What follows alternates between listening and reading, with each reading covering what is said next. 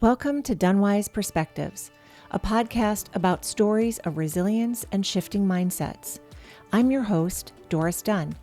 My guests are leaders, entrepreneurs, and everyday people who've navigated change, faced uncertainty, and discovered new ways of thinking when life didn't go according to plan. If you're navigating a season of change, feeling stuck, or simply curious about how small mindset shifts can lead to meaningful progress, you're in the right place. Let's get started. Hello, everyone, and welcome to another episode of the DunnWise Perspectives podcast.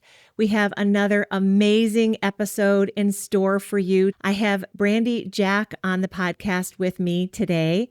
And I met Brandi through another networking connection, and someone said, you need to meet Brandi. I met her. We met for lunch. Oh gosh, I guess a month or two ago. And I heard your story and I said instantly, you've got to come onto the podcast. You've got an amazing story. And the work that you do at the Nashville Diaper Connection is fantastic. And I would love for you to introduce yourself to our listeners. Thank you, Doris, so much for having me. It's so great to see you again. Yeah, so I am Brandi Jack, and I am the CEO of Nashville Diaper Connection. We are a diaper bank in Middle Tennessee, serving families in 32 counties.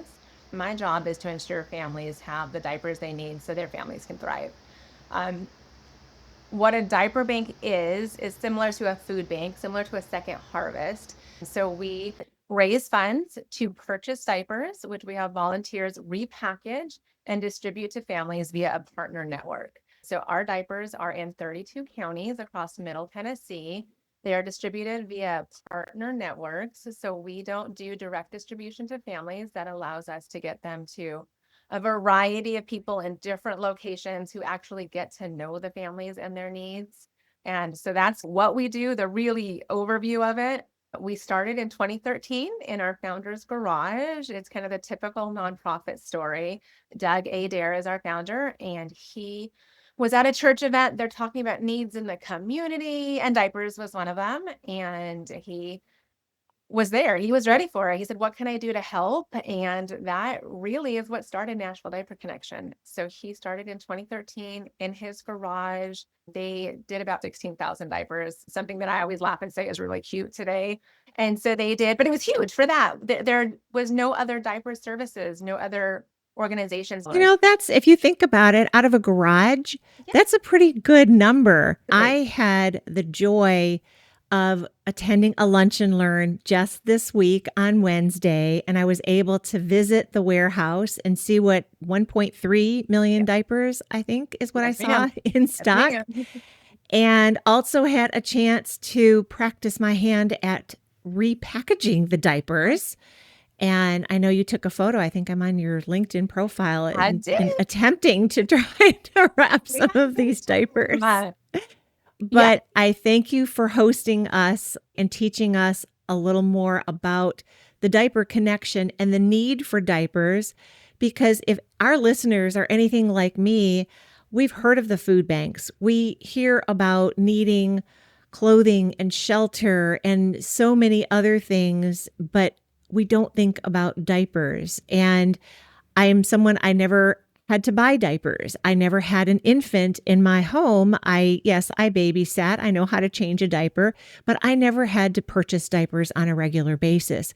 And I completely forgot about the fact that that is a huge, huge need. And I am so grateful that you shared that need with us. You shared numbers with us. But before we get into some of those numbers, one of the things I loved most about the story that I heard on Wednesday was learning more about you and your background, and that the work that you do is really full circle from where you started in your journey. And share your childhood and some stories about your childhood and your parents and how the work you do today relates to your childhood. Absolutely. It really is full circle. And it's crazy because I think I shared on Wednesday, Doris, that I it was not my intent to move to Tennessee and start working in nonprofits. So I am from a little bitty town in Washington State, population about 9,000. And it's a rural, poor city. There's not a lot there. My mother worked in a factory. She started a job when I was in kindergarten, and it was a paper processing plant. She started there when I was in kindergarten, and she just retired from there. That's where I grew up. We were poor, but we had enough. We didn't ever live on government assistance. We never had food stamps, but we would get commodity boxes from time to time. We would stand in a cheese line and get free commodity food. And that was normal, though, and that was a lot of the community. I don't think we really realized that we were poor for a long time. I didn't know what a real steak was until I was in my 20s. When I came time to get close to graduating, I knew I was leaving. And I didn't know what that looked like, but I knew I couldn't stay there. On Wednesday, you also shared you moved to Phoenix, and it wasn't a get rich quick. It wasn't. I actually moved to Phoenix twice. So my first time I moved to Phoenix, when I graduated high school, in my brain, the only way to get out was to go to college. Okay. Mhm. So I wish I knew better. I wish I knew you could leave and it didn't have to be for school, because I put myself in a lot of debt, because I didn't know how to work the financial aid system. I didn't know. I'm smart. I know I'm smart, but in high school, I did not put myself. But if you don't have counselors, if you don't have adults that are helping you navigate those waters, how would you know? Absolutely. Absolutely. And so I did not do well in school because I didn't have somebody saying, if you just work hard, do this, and you can go to college for free. If somebody would have sat and told me that, I would over it. But I didn't have that. So I didn't do as well as I should have. I made other choices, but I was still, by the time I got to senior year, I was like, I am going to college because I am leaving this town. I am not staying here. And I did. And so I only applied to schools really far away. So I ended up going to school in Arizona. I had never been to Arizona. I had hardly been anywhere. I lasted a semester because I was broke and I was out of my element and I didn't know what I was doing and I didn't know anybody and I didn't have a network. And I ended up moving back to Washington State. And I ended up doing all the things that I didn't want to do. And I got married and I had kids. So I was married at 19. I had my first son when I was 20. My second son 2.5 years later. In that time, I'm going to go to school. I'm going to do it. I have to finish this. And so I did. About the same time I finished my degree, I got divorced. And my husband's family was more known. He wasn't from the same poverty level that I was at. And I was like, I can't go from the same town. I can't go back. I can't go back divorced from him and live in that same town. Yeah. So I said, I want to move back to Phoenix. It's the only other place I'd ever lived. And so for no other reason that I needed to be somewhere different, it's the only place I knew. And he ended up moving down afterwards. I loaded my 2 boys into my Pathfinder, everything I could fit in there, and we drove down and moved to Phoenix. I was crazy. I moved with nowhere to live, no job, whatever money was in my bank account, and credit cards that hopefully weren't maxed out yet. And that's what I moved with. And I said, there is no option. We have to figure this out. Yeah. And we did. Definitely wasn't easy, but we did. I got them into preschools and found a job, and I worked days and nights. I worked days to put them in school. I tell people all the time, I love my children very much, but I'm not a stay-at-home mom. And so imagine, we talk about the cost of daycare all the time. And while it was less back then, I had 2 kids in daycare. And so that'll eat up as paycheck. And so I had them in daycare, literally worked my day job just to pay for their childcare. And then I worked evenings to pay for everything else. And so I did that for years, and it was hard. And when you're in the midst of it, you just do it. You don't really think about it. And kind of like I said, my parents didn't, I don't know if it was pride or what the reason was, but we didn't use any government assistance. And so I didn't really even know that existed. I didn't know about food banks. I didn't know about diaper banks. At that time, it's actually funny, is Arizona has the first diaper bank that existed at this time period. And I didn't know it existed. No one was sharing this information Yeah. with you. Share the story of the Lunchables. I want to hear the Lunchables story. It's so funny. And it's funny because it's not a story that sharing with y'all on Wednesday, Doris. That's the first time I've shared that story. It was so powerful. I was very close to tears when you were sharing that story on Unfortunately, Wednesday. I get that way too. So that's the hard part. I wish I knew there was resources just for a little bit of breathing room. So when I had my boys and they're going to this beautiful preschool, I would drop them off before I went to work. And on this given morning, I'm driving them to school and I get within a mile in the neighborhood of the school and I realize that I did not bring their lunches. This is not a nonprofit daycare somewhere that they offer food. We had to bring our own. So I realized I did not bring their lunches and I'm stuck because I'm not close to home, not close enough to go back and grab them because I have to get to work, but I have to do something. I can't not bring them lunch. And so there's a grocery store and it's a Safeway store, and anybody can know Safeway. It is not the discount grocery store. And so I have to run into Safeway. And I have these two little boys who are a year and a half, maybe 2, and going on 4 over here, dragging them through, trying to figure out what we're going to do.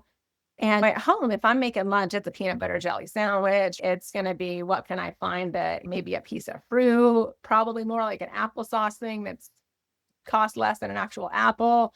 And I walk into the grocery store and I now need something that they can just eat at lunch, right? At home, I have a loaf of bread and peanut butter and jelly, but I can't do that because I'm at the store. I look at Lunchables and it's so infuriating because it's probably $1, $1.50. But equally, that means I have to spend $3 on 2 Lunchables, which is days worth of peanut butter sandwiches.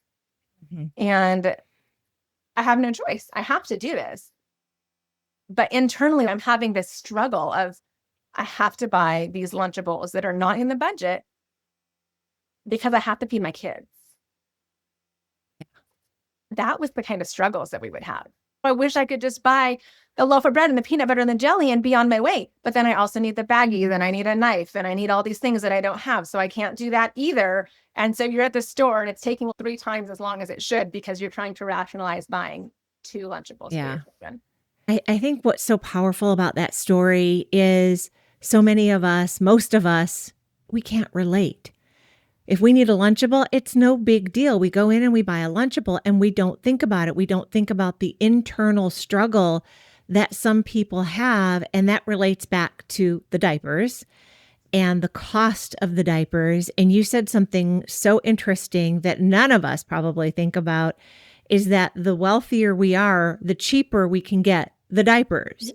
We can go to the Costco and the Sam's Club and we can get the bulk diapers versus and I think the number was 38 cents for a diaper getting it bulk, but you're spending more for the bigger package versus you've got $10 in your pocket and you wind up spending 50 cents for per diaper. Yep. And it's so much more expensive because you have less money in your pocket. And we don't think about that. And trying to get that message out so more people understand that and can support a nonprofit like the Nashville Diaper Connection, I think is so important. And I think, like you said, people just don't think about it.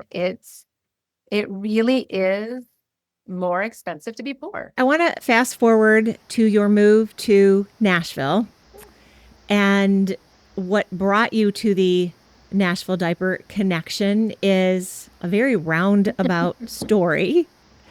And you moved to Nashville to start a business in 2020 or 2019. And then a little thing called a tornado happened, and then COVID happened. Yeah, life is crazy. Life was crazy. Life was crazy. Yeah. Share the business that you started when you moved here that unfortunately did not survive. Absolutely. So a little tiny bit of background is I spent 2 years in LA before we moved here. And while we lived in LA, I had my fourth child. So I have a nice 14-year span between my last children. My youngest was born in LA. And at this point in life, I've had a nice change of circumstances. I now live in a 2-income household. I'm no longer having to work multiple jobs to make ends meet. And so when we have a Bowie, life is great. We can do some of the things that I never got to do with my littles, right? And Bowie is your Bowie is daughter. yes, the one who was in on Wednesday. When we had Bowie, we got to do all these things. Now it's my husband's only child. Like it's no different to him. But for me, we get to do all these things that I didn't get to do with the older kids because definitely was not in the budget. We went to all the Parent and Me classes, like music and movement classes and all that, just the fun things. When we came and visited Nashville, we visited once before we moved, and I saw that these things did not exist here. There was not things focused on young families, babies. There's a few things now that have popped up, but back in 2019, that didn't exist. And so I made the decision, and I told my husband, when we move, I'm going to start a business. So my background, I do have a background in business. My undergrad's in business. I have a master's in education. So I have a good understanding of childhood development. I'm going to open a studio. I'm going to open a space that young new families can build community. I opened the Village MJ on the main strip, and we brought in contractors. We brought in specialists in a variety of different areas to help educate parents on things that we wish we knew as parents. And that business was open for how long? I started in October of 2019. I had my grand opening January 11th of 2020. And then we got hit with the March 2nd tornado. And it was devastating, to say the least. That was my dream. I was like, I'm moving here. I'm doing this thing. And I'm so excited. And my world is revolving around this. And I got hit with a tornado. My business was right across the street from Mount Juliet Middle School, which was destroyed. Yeah. My building is directly across the street. Yeah. And so I was devastated. I honestly, though, thought we were going to reopen. I had this thing. I was like, we're going to do it. It's going to be fine. I'm going to figure it out. Me and everybody else on that street wanted to reopen. So there's nowhere to reopen. And then COVID happens, right? All of us. Before COVID, you learned that you had a tornado exclusion on your policy. Yeah. So great. We did own the building, which part of this, it all works out. It's a blessing in disguise. And I'm always going to look at it that way. But when I called the insurance company about the tornado, they let me know that that was not included in my policy. We tried to salvage what we could, which was not very much. This is always my saving grace. I did not borrow money to open my business. I spent all of my savings, but at least I didn't owe somebody for something that I no longer owned. When it happened, I started volunteering. I cannot be home. I'm looking for a new site, but I cannot sit at home. My husband works from home. My little one, she was still going to daycare. I cannot sit home. So I went to find a volunteer activity, and I'm looking at Hands on Nashville, and I want to do something tornado related because that's where I'm feeling I need to be. Yeah. All of the activities are like, there's too many volunteers, please don't come. And so I keep looking what else hits my heart. And I found Nashville Diaper Connection. That really is it. I emailed them. They sent me a very odd email response. Can you drive a box truck? Can you work a pallet jack? And I'm like, I can, whatever you. I can figure it out. That's where I got my start with Nashville Diapers. So I showed up and I did the work, and I wasn't there too long, and I got offered a job. And I took over operations, and the rest is history as far as that is. It was a wonderful time and a terrible time to join. March of 2020, it was bananas. As you can tell, I did not reopen my business. COVID would not have allowed it anyways. And this is part of the blessing in disguise. Even had the tornado not destroyed my building, I don't know how successful we would have been. Yeah. What we did was in person. Right. That was the whole premise of it, is building community. And I had rent that was Nashville rent that is crazy. And so it worked out. We did not reopen. I still have great friends that I met through that. And I've just been able to take on the work in Nashville Diaper Connection, and it's been amazing. And to be able to be there to watch it grow, to come in. When I started, it was still really small. It was a 2-person operation. Before I started. Well, not just watching it grow, making it grow, being a part of it. And taking over when the founder retired. Yeah. Correct. He retired last October and you took over as CEO. And let's get into some of the numbers. We hinted at the 16,000 that he gave away out of his garage. Yeah. Yeah. And it continued to grow. And you have a BHAG of a goal, big hairy ass goal for 2026. Yes. You want to give away 5 million diapers this year. So to go from 16,000 to 5 million is pretty audacious. It's crazy. Actually, it's a big, hairy, audacious goal, not big ass goal. Oops. You call it what you want, Doris. We'll take it. That's right. Big, hairy, audacious goal. And I love that number. I know that you gave away 4.5 million last year. So you wanted to grow that number, as does any business or any nonprofit. You want to grow and you want to support more people. Let's talk about some of those numbers so our listeners understand, why did you set that goal and what is the meaning behind the 5 million and the growth that you're trying to achieve? You're in 32 counties, but you want to be in 40 counties. But talk a little bit behind the scenes of those numbers and why those numbers are important. No, absolutely. So when I came in, so we talked about that 16,000 first year of Nashville Diaper. So 2019, I'm going to just give you a small time span here to show some things that have made big differences. So 2019, the year prior to my joining and the year prior to COVID and all the craziness, it was about 800 and some thousand diapers. So it had grown from 16,000 to 800, which is huge. And at that point, it was 2 employees and a lot of volunteers. So super exciting. It's amazing. It's wonderful. And that was all in Nashville. So that's when we actually were Nashville Diaper Connection. So all that work was in Davidson County. 2020, the second employee was due to leave. Doug had 2 other girls coming in to take her place, both part-time. So there was going to go from 2 to 3, but still a 2 full-time equivalent. And I fell into the mix.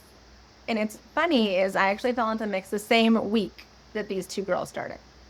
So we all 3 started on the same week. But you started as a volunteer. I started as a volunteer. Yes. And we all 3 showed up at the same week. I mean, it was within a couple weeks that I was Brandi's staying. We're keeping her, right? She's going to stay around. And then within a couple of months that it was like, okay, start working operations. What do we need to order? What do we need to do? How are we going to do this?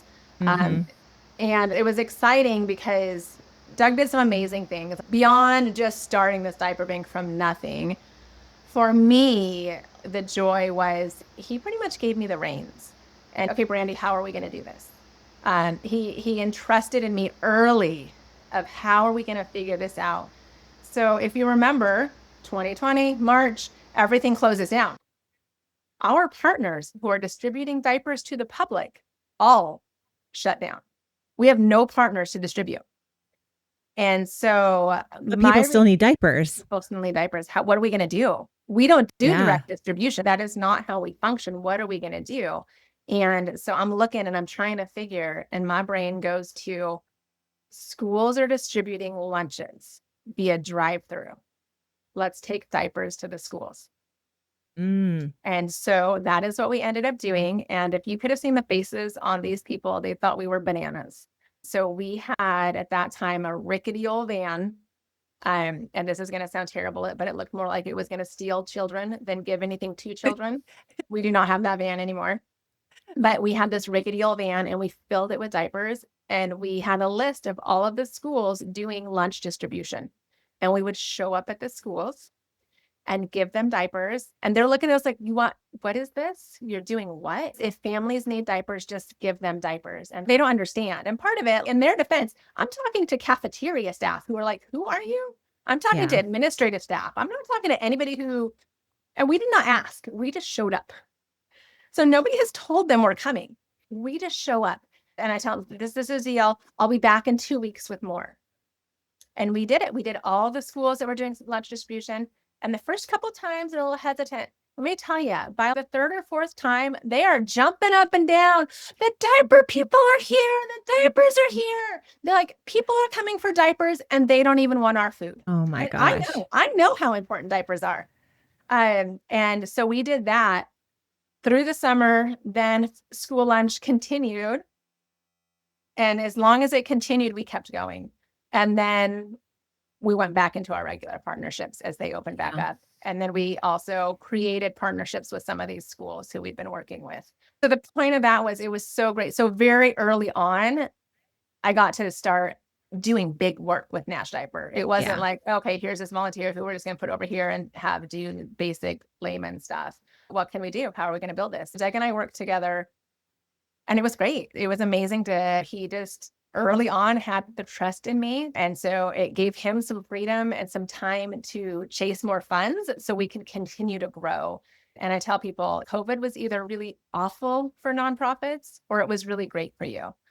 And for us, it was great because we got COVID funds. And those funds allowed us to hire more staff, myself. And by doing that, it freed up time for others to chase more money. And then we could continue to grow. So 2019, 800,000 diapers. That's amazing. 2020, we did 2.2 million. Oh, wow. That's so great. Crazy and wonderful and so exciting. We're still in Davidson County. 2021, the end of 2020, beginning of 21, we started some new initiatives. We started some work in healthcare, and we grew outside of Davidson County. The end of 21, we started an initiative with community colleges doing a diaper scholarship. And that also helped push us outside of Davidson County. And that's kind of how What does that mean? What is a diaper scholarship? Yeah, I know, it's so exciting. So in 2021, we partnered with the 4 community colleges in Middle Tennessee of an application that parenting students can fill out to apply for a diaper scholarship. And there's very minimal things that they have to have or do to qualify. They have to be a Tennessee resident. They have to have a diaper-aged child. And then once awarded, these students will order their diapers online. We have an online platform for them to order. They order their diapers on a monthly basis, and we deliver them to their college campus where they can pick them up. Most of They're students. They're students at the community colleges. Yep. They're young parents and they can't afford the diapers. Okay. Yeah, and they're trying to better themselves, right? And yes. I believe one of the best ways out of poverty is education, right? We have to be able to get a better job. Yes. And going to school with kids is hard. I did that. It is not, I did it twice. I did it when my kids were little, and then I went back and got my master's. And it's hard. It's a big time commitment. It is a big energy commitment. It is expensive. And so everything we look at, it always comes back to the only thing I have is diapers. If I have diapers, what can I do with it? How can I use this as a tool to help and pick the way that we're going to help? And so this one, it was education. How can I use diapers to help with education? And so we started that in 2021. Last year, we just ended our last, I think it's our 5th or 6th cohort. We had 170 students. We've opened it up to a few 4-year colleges, and it's been great. So those families get 200 diapers, which is about a month's worth delivered to their college campus. Our other programs are all supplemental, and so those supplemental programs only are 50 diapers, which is about a week's worth, along the same line as a food bank. Food banks give supplemental food. Hopefully it's enough to get you through the month. And that is the same as most of our programs, except for this Diapers for Diplomas. I want to talk about funding for a minute because we already started the conversation with how expensive diapers are. And I know you get a discount because you buy them in bulk, which is why it's better to give a donation via cash versus give you donations in diapers. But share with our listeners how you earn your revenue as a nonprofit. And then we'll get into how our listeners can make a donation as well. Absolutely. I'm always working on trying to keep my revenue sources diversified, which is never as easy as you want it to be. But it's very smart. It's very smart. If you don't diversify your, we start to get good here. It's like, but you also can't say no when somebody wants to give you money. So we've been really blessed up until June of this year, we've been really blessed with a lot of government funding. The downside of that is when it goes away, your diversification, you're stuck. Today, I have zero government funding. My duration of being at Nashville Diaper Connection, we have been 60% government funded. So I last year really focused on trying to diversify and working with more companies, trying to get some more corporate support and some foundations to get foundational support. And I did. And I got some new foundational supporters and I got some new companies to work with us.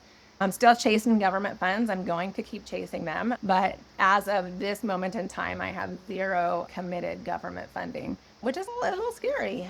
It's scary, but you're still able to have 1.3 million diapers on hand. Absolutely. And I know one way that you fund is a fun way that we can share with our listeners. And I know that I want to share it with everyone is, and I'm going to let you share what it's called because I'm going to mess it up, but the competition that you go to companies and you allow competitive diaper wrapping. Yes, it's so fun. So this will be our third year in a row doing this activity. It is called our corporate wrap-off. We have 4 spots left. What the corporate wrap-off is we bring What's the date of that? It is September 18th. Okay. It is a Friday. It is off Sidco Drive in South Nashville. The location's called the Putting Zone. It is a half-day activity. The second half of the day, I think it's 11 to 3. We bring in 15 teams who have paid to participate, and they will compete to see who can wrap the fastest. And so there will be 4 rounds of wrapping. We do 5 teams at a time, 8 individuals on a team, and they will wrap for 20 minutes and see how many diapers they wrap in 20 minutes. And then we'll and just for some background and what you're wrapping is, you buy diapers in bulk and you take those bulk diapers out and put them together in sets of 25. So 25 individual diapers that are now out of the boxes, and you cellophane wrap 25 diapers at a time based on the size. I think it was 3. I think I wrapped 3-month-old baby diapers. Size 3. Yes, ma'am, you did. Size 3. Yes. And so someone has to put 25 diapers together, and then the competitors will wrap those 25 diapers in cellophane, and what does the winner get? They get bragging rights and a really cool trophy. I think we have the best trophies. I can't tell you what it is because it's really cool and you have to wait and see. But it is probably, if you don't laugh when you see it, there's a problem. So so bragging rights and a trophy. It is so fun. Yeah, so between the two of us, I think we pretty well explained it. So I have 3 rounds of that. And then I have a 4th round, which is the wrap off. And so the winner from each of those competing rounds gets to be a part of the wrap-off. So it is a great team building activity. It is a great networking activity.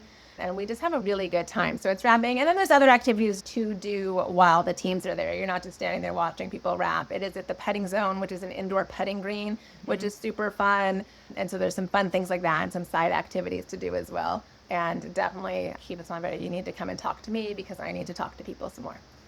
Yeah, all of this is so wonderful. And I thank you so much for sharing your story. How can people donate? How can they get a hold of you? How can they learn more about your events and activities?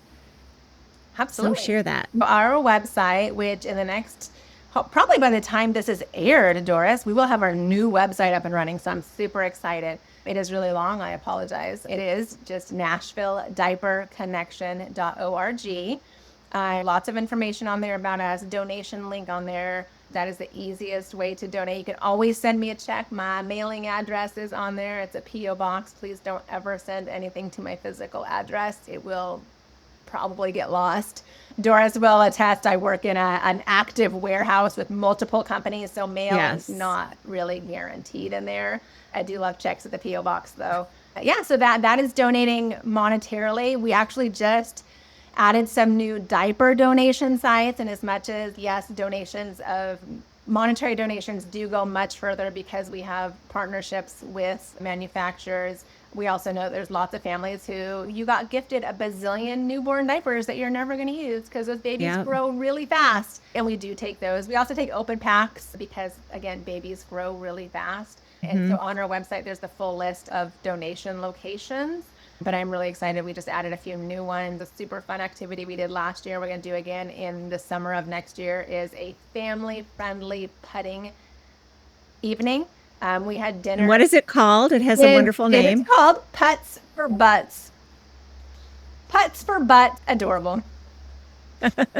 And it was so fun. We had so many families with littles there. It was an absolute blast. It's actually funny. My 8-year-old was probably one of the older kids there. And so it's just nice to be able to have a family-friendly activity indoors in June was nice. And we try to keep it at a reasonable price point because I do want families to come. We're trying to raise awareness. We're trying to share about the work that we do. And so we'll do that again in June of next year.